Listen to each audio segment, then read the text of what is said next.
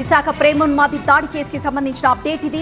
ఆసుపత్రిలో ప్రస్తుతం బాధితురాలి ఆరోగ్యం నిలకడగా ఉంది. ప్రత్యేక వైద్యుల పర్యవేక్షణలో వైద్య సేవలు కొనసాగుతున్నాయి. నవీన్ చేతిలో తీవ్రంగా గాయపడింది ఆ యువతి. నేడు యువతి తల్లి లక్ష్మి మృతదేహానికి పోస్ట్ మార్టం జరపబోతున్నారు. ఇక ప్రస్తుతం నిందితుడు నవీన్ పోలీసుల అదుపులో ఉన్నాడు. నేడు కోర్టులో హాజరుపరచనున్నారు పోలీసులు. విశాఖ మధురవాడ స్టేషన్ పరిధిలో దారుణం జరిగింది. స్వయం కృషి నగర్లో అమ్మాయి ఆమె తల్లిపై దాడి చేశాడు నిందితుడు నవీన్. సడన్ గా ఇంట్లోకి చొరబడి అమ్మాయి ఆమె తల్లిపై కిరాతకంగా కత్తితో దాడి చేసి పారిపోయాడు నవీన్. ఈ ఘటనలో తల్లి లక్ష్మి అక్కడికక్కడే మృతి చెందగా యువతికి తీవ్ర గాయాలయ్యాయి.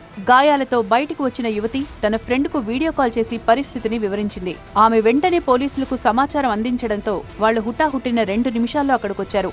అంబులెన్స్ రావడానికి 20 నిమిషాల సమయం పట్టేలా ఉండడంతో ఎస్ఐ తన బండిపై యువతిని ఎక్కించుకుని శరవేగంతో ఆసుపత్రికి చేర్చారు.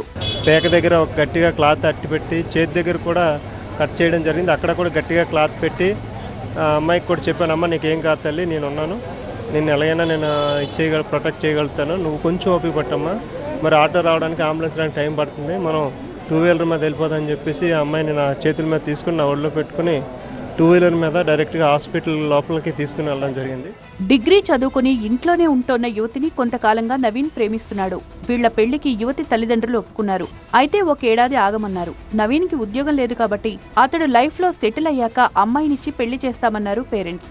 అయితే అమ్మాయితో అతగాడు మిస్బిహేవ్ చేయడంతో పిల్ల తల్లిదండ్రులకు అతడి క్యారెక్టర్ ఏంటో అర్థమైంది. ఈ లోపల నవీన్ ప్రేమోన్మాదిగా మారి తన భార్యను పొట్టను పెట్టుకుని కూతురుపై కూడా దాడి చేశాడని రాజు వాపోతున్నారు. క్షమించకండి, వృత్తి తీసేయండి. నేను ఎంతో మంచోడు అనుకున్న తప్ప కానీ ఇలా చేస్తాడు అనుకోలేదు. ఆడు ఫ్యూచర్ పోద్దని నేను కేసు పెట్టలేదు. చదువుకున్నాడు కదా, మళ్ళీ ఫ్యూచర్లో నా కేసు పెడితే ఆడు ఇంకే మిస్బిహేవ్ చేస్తాడని నేను కేసు పెట్టలేదు. ఇక ఈ ఘాతకానికి పాల్పడ్డ నవీన్ను శ్రీకాకుళం జిల్లా బూర్జ మండలంలో అరెస్ట్ చేశారు. ఈ ఘటనపై హోంమంత్రి అనిత దిగ్భ్రాంతి వ్యక్తం చేశారు. విశాఖ సిపి శంఖభ్రత బాగ్చితో ఫోన్లో మాట్లాడి బాధితురాలి ఆరోగ్య పరిస్థితిపై ఆరా తీశారు.